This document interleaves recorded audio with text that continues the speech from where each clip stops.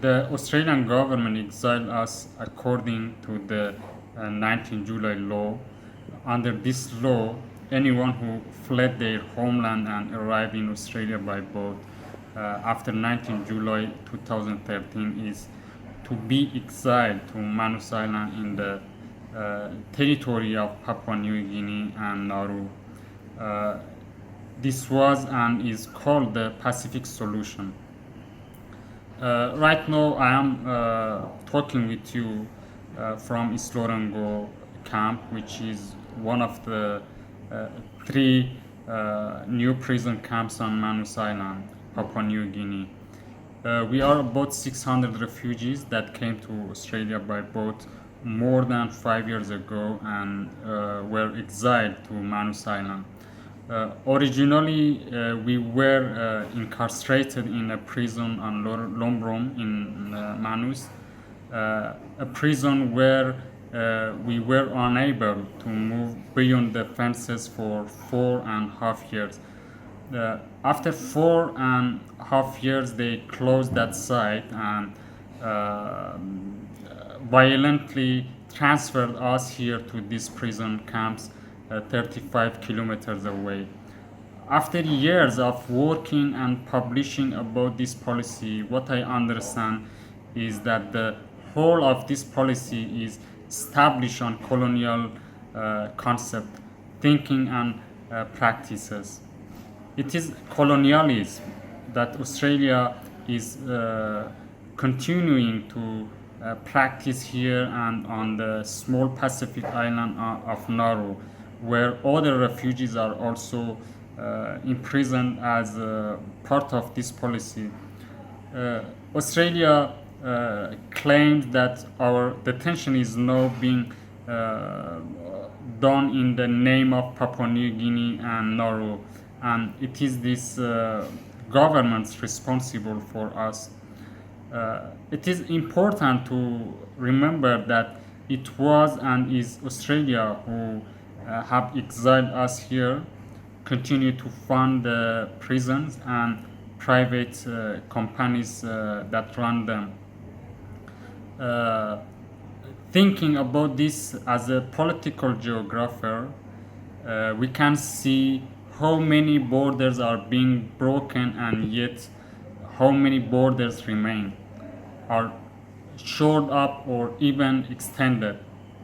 It is a very paradoxical matter. Manus and Nauru prison camps are paradoxical spaces. They exist as extraterritorial spaces of Australia, and at the same time, as they exist as this, they are, yeah. So let me give you a typical example of the shifting of responsibility, the paradoxical nature of these spaces. When a refugee dies on Manus or Nauru, Australia says it is the responsibility of Manus, I mean PNG, or Nauruan government. They say it has nothing to do with Australia. However, when New Zealand, a near neighboring country to Australia, offers to take us off of the island and settle us there, Australia says no, we will not allow this. It is unbelievable, but they are doing this. We are, as I call it, political hostages. Within these circumstances, I understand that we are outside of any law. Humanitarian laws and international conventions are routinely and fundamentally broken. At the same time, we are victims of law. It is a new phenomenon how we are living under law and at the same time are outside of law. Philosophers have written of this state of exception, most notably Agamben. For me, I am wanting to explain the embodied knowledge, I, and other refugees who are imprisoned here have of it this.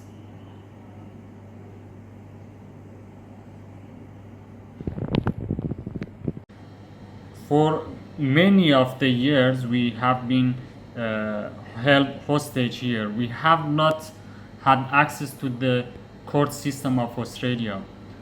After a long time, when we did manage to raise a case in the Australian High Court, they ordered against us on the basis of national interest and national security. It meant that the government defeated us in court on the basis of these two important and expedient political concepts. Later, we tried to have access to the PNG Supreme Court. This was a very long process. It took years.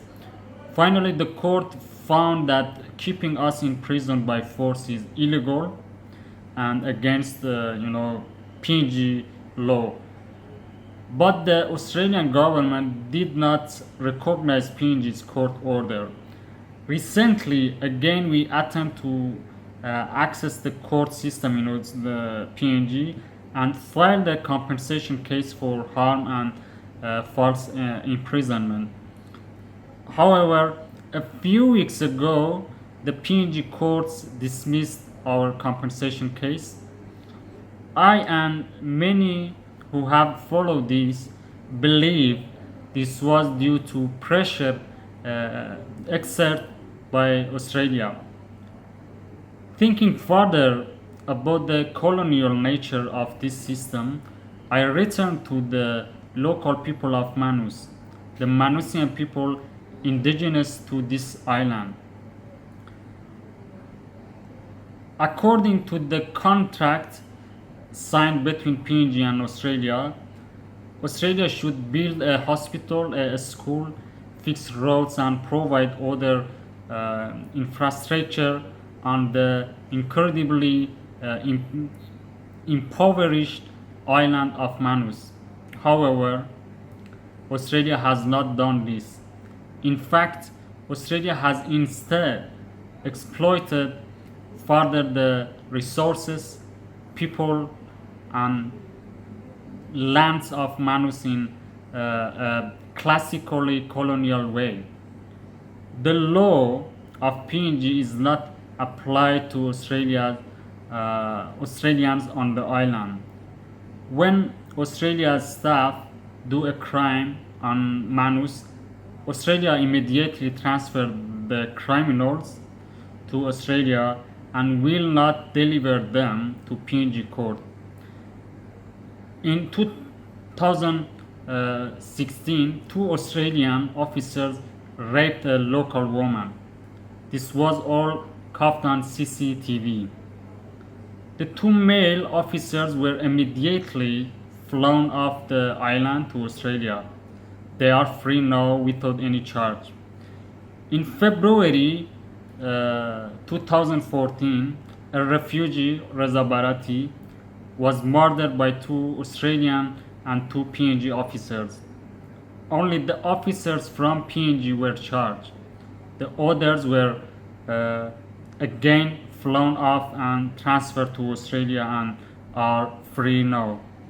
By giving these examples, I want to show you some of the horrors and tortures that are part of this system and that Australia enacts in PNG and Nauru under this policy. A further important feature of this policy is that the system that has built and operates these prison camps is established to take away our identity. This system has humiliated us in such fundamentally and intimately inhuman ways. Under this system, we are not called by our names, but rather are called by a number given to us when we first arrived in Australia, the territory 5.5 years ago. Some people in the prison camps have forgotten their names and now respond only to these numbers.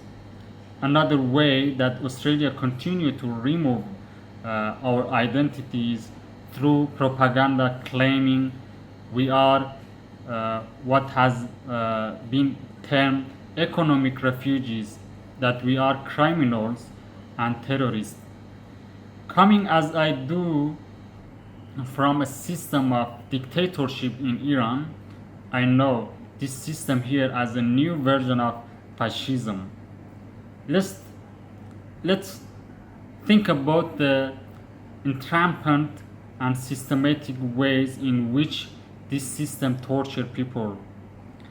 In Manus prison camp, people must stay in a very long queue for breakfast, lunch, and dinner.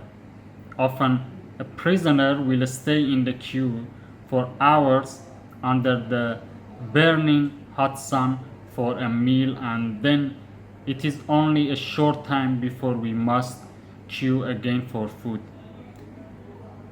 If we are toward the end of the line, there may be none left and we have to start the process again.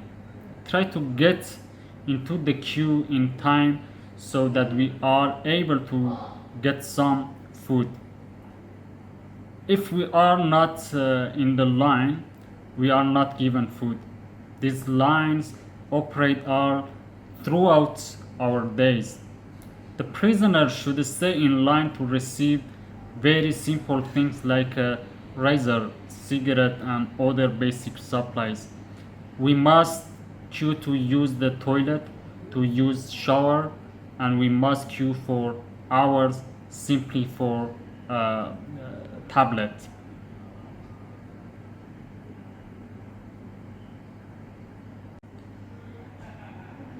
The so-called medical system is intrinsic to the systematic torture of this prison. When someone becomes sick, they must fill in a request form, take it to an officer who then send it to another worker and another. The person must wait for days until they are given a slip of paper that says they will be taken to medical. The person will be played with and often left untreated and sent back to the prison camps where he must fill out another request form, and so it continues. After a while, he finds himself in a very complicated system. This system has worked for years on Manus and still people do not receive medical treatment. The result of this system is that many people who have to stay in the line for hours to get only painkillers or the many psychological drugs over prescribed and quitting the extreme number of men who are exhausted from this system. It has also led to death due to people not being treated. It is real systematic torture. Perhaps you are asking what is the reason that this system is working like this. The answer is clear. Their aim is to torture people to the point where the person gives up and finally returns back to his home country. It is essential to remember that the refugees on Manus and Nauru have committed no crime. The question that the refugees always ask themselves over and over, years and years, is why are we in prison for years? When a prisoner asks this question from himself, he feels so much pressure. It is really hard to live in a prison like this when you are innocent. The heavy feeling of being innocent is added to the rest of the painful feeling. the people here who have been subjected to this mental pressure day in, day out, have often experienced torture in their own countries and have felt death in the nearest possible way in the ocean.